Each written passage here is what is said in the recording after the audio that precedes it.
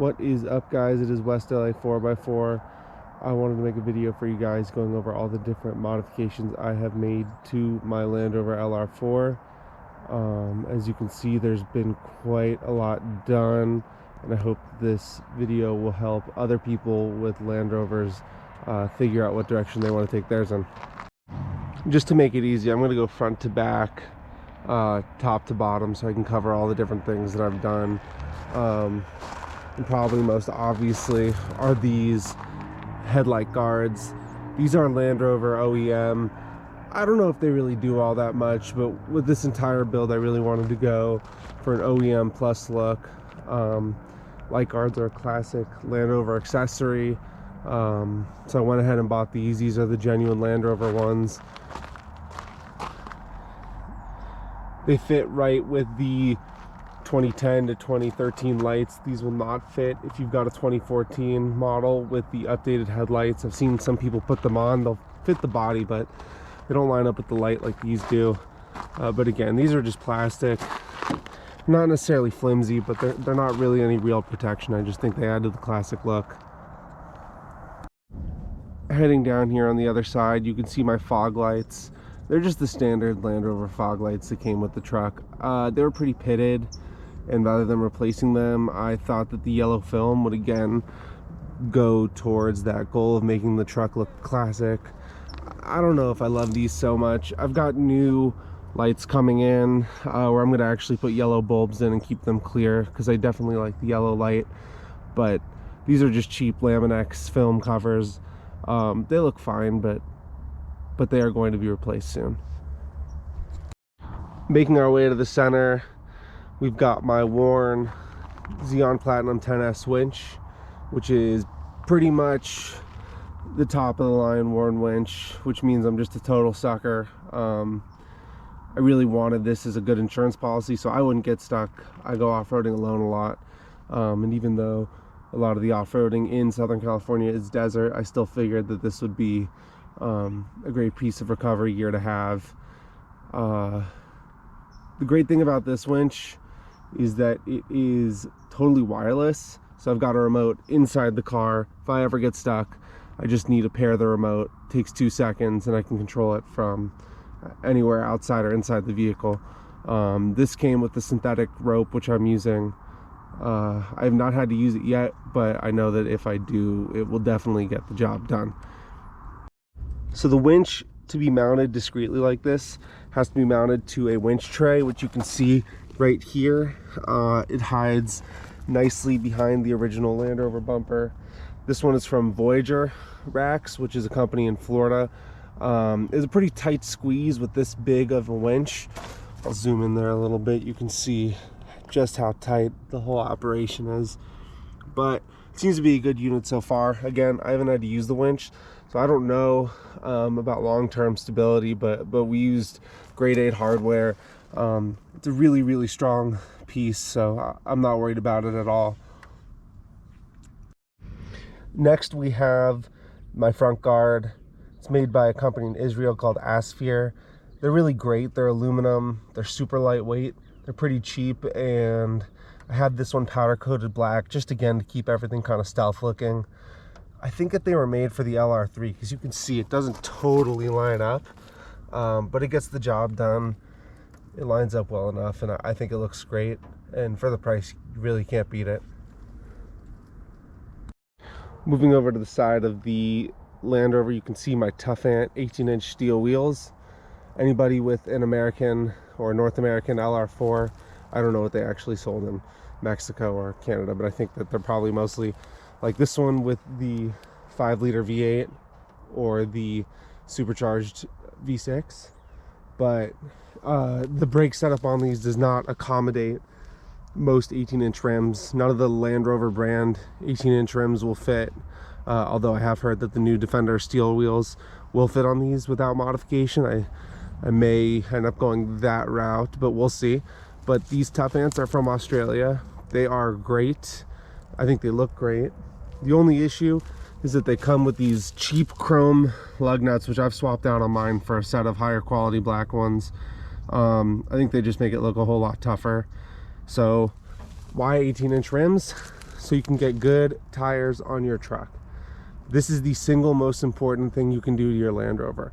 They are completely capable with all the software in the world and whatever locker setup you have, but if you don't have good tires, it's just going to be uncomfortable, and there's a physical limitation to what street tires can do. So when you go down to 18-inch rims, you open up that space for all sorts of different tires. I'm running BF Goodrich KO2s. I use those on my Land Rover Defender.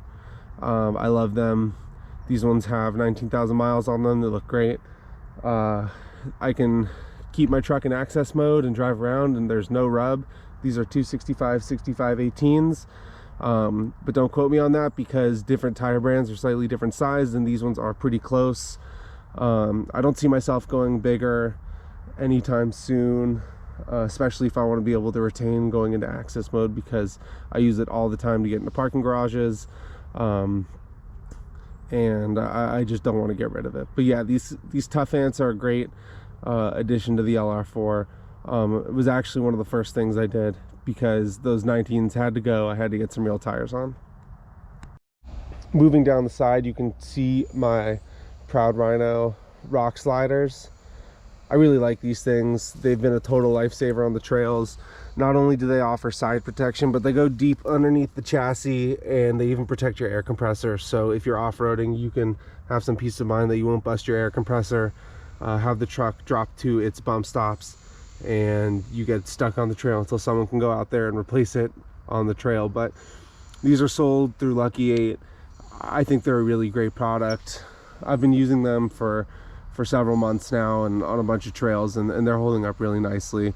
I love how they look with the rest of the truck. I think they go into the black theme really nicely, and they seem like they'll be good for many years to come.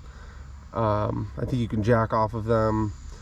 I think that they're great for putting stuff on the top of the truck. I would highly recommend these sliders to anyone who is looking for a good set for their Land Rover LR3 or LR4. One other piece of protection I have, which you can see hanging beneath, is a transmission oil pan cover. This is also from Atmosphere. It's really not made for the North American spec trucks that have the catalytic converters where they are, so it hangs a little bit low, but it's cheap, it's lightweight. If it gets banged up, it's no big deal, but it protects the transmission and honestly the catalytic converter too. The only thing that's a little bit annoying about it is I have to take the balancer off the catalytic converter, so on startup sometimes I get a little bit of vibration, but it's only for about 2 seconds before it goes away for the rest of the time, so not a big deal. Now I'm going to use these sliders to get up here and show you my Maxtrax mounting solution. So what I've done up here to hold my Maxtrax, instead of putting a full dedicated roof rack, I've got the extended rails on here. I just didn't want to deal with it. I just took the factory crossbar mounts and I drilled the mounting system in for the Maxtrax that Maxtrax sells. This works great, and the best part about it is it's totally removable. If I want to get that extra clearance to get into parking structures, or if I'm just driving around and not doing much off-roading, I can take this off and it's really easy. So this has been a great solution. All right guys, now we're at the money end. You saw in my last video I talked about my Terra Firma tire carrier. This is one of my favorite mods, probably my favorite. It just completes the look of the truck, frees up space underneath, and I'm so happy I did it. So yeah, that part's from Terra Firma. It's holding another one of my Tough Ant wheels, and it's covered by a tire cover from Rovers North. It pays homage to the tire covers that came on the Discoveries, but it's actually a reproduction that fits these 265 65 18 tires perfectly. I just think it looks great. It's holding up really well. It fits perfectly. So if you have these size tires and you need a tire cover, this is the one to get. Moving over just to the side, I've actually done two things here. I put the facelifted 2014 Land Rover taillights in. These are OEM. It's just not very expensive. I really like the look. Again, it kind of plays into that gray and black look. There's no real advantage here other than aesthetic. I just think they look great, and they're not too expensive, so I went ahead and did it. And with the fronts, I have the OEM light guards on here. Again, they don't offer so much protection, but I just love the way they look. It gives it a total classic Land Rover look.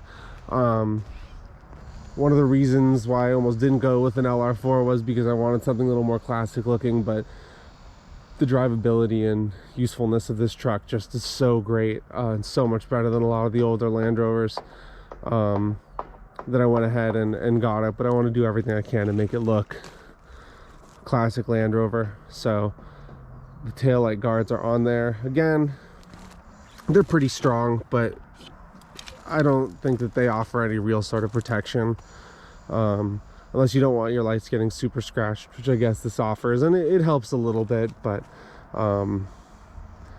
they aren't too substantial of a protection piece. So moving inside the LR4, I've got WeatherTech mats. To be honest, I'm pretty disappointed in these.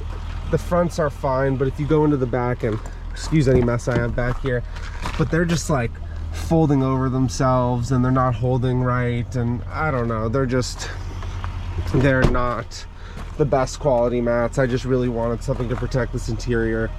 The truck only had 50,000 miles when I picked it up in April of 2020, which is one of the lowest mileage 2013s around, and they're fine, and eventually I'll replace them. The fronts are just totally fine, but the rears and the trunk are not holding up nearly as well for whatever reason. So I'll hop on in and I'll show you the last two modifications I've done to my LR4. Now that we are inside, I will show you what is probably the best thing you can do for your LR4 if you are feeling like it's starting to age. I actually think that this truck has done a good job of designing itself in a timeless way, but there is one thing that holds it back, and it's this screen. It is so clunky. It's relatively slow to react. It's not very high resolution, it's not very big, but it gets the job done. It's not absolutely terrible. But what I've done is I've put in, there it is, Apple CarPlay, which is a total lifesaver. You can run Waze, you can run your off-road GPS apps, you can play music, etc. It totally modernizes the car in terms of usefulness. I use this every single day, almost every single time I get in the car. It functions just like a regular Apple CarPlay system. You tap whatever you need, it'll show you what's going on. It's a little bit slow to, as you can see here, the swipe functions. This screen was never designed to swipe. It was really only designed to press, so there's kind of a technique to it. You saw I messed up the first couple times, but now it's working just fine. It runs totally wireless, which is super cool. But yeah, this is something I highly recommend. This came from a company called NaviPlus. They are in Australia. There's a lot of companies doing this now, taking older cars and through their OEM infotainment screens adding Apple CarPlay. I would say that this is one of the best things you can do to your older or aging car if it's available. It really brings it up to date and will keep you happier in that car for longer. And the last thing that I've done to this truck is this lamb's height controller. This is a really cool piece of tech. Basically what it does is it adds additional adjustability to your Land Rover air suspension. So a lot of people think that the air suspension in Land Rover is a bad thing. I think it is an incredible thing for a variety of reasons. I will get into that into a later video, but it only gives you 3 levels of adjustability. If I bring the camera over here, you can see what I'm talking about. You've got normal height, you've got off-road height, and you've got access mode.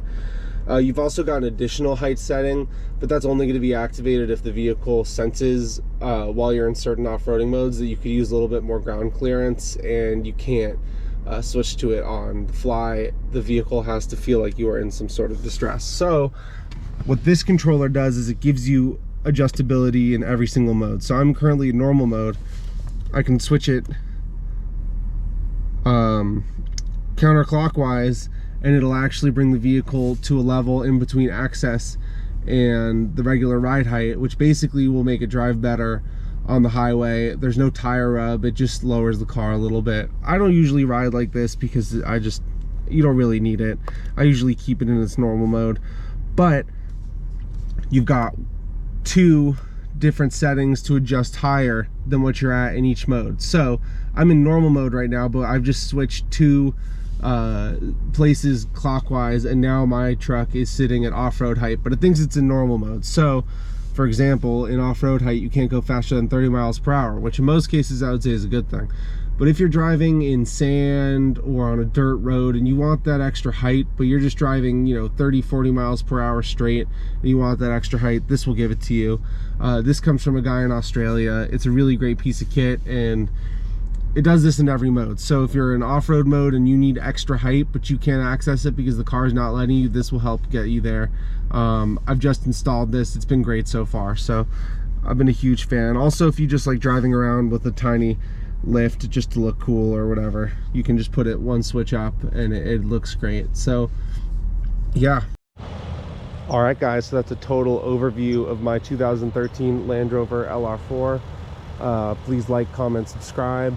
I will go into more detail about all the different modifications I've made, but if you have any questions, please let me know. Also, if you like 35mm photography, go check us out on Instagram. I take a lot of pictures of off-roading, mostly Land Rovers, but a little bit of everything on 35mm, and it would be hugely appreciated if you checked us out there too. So thanks.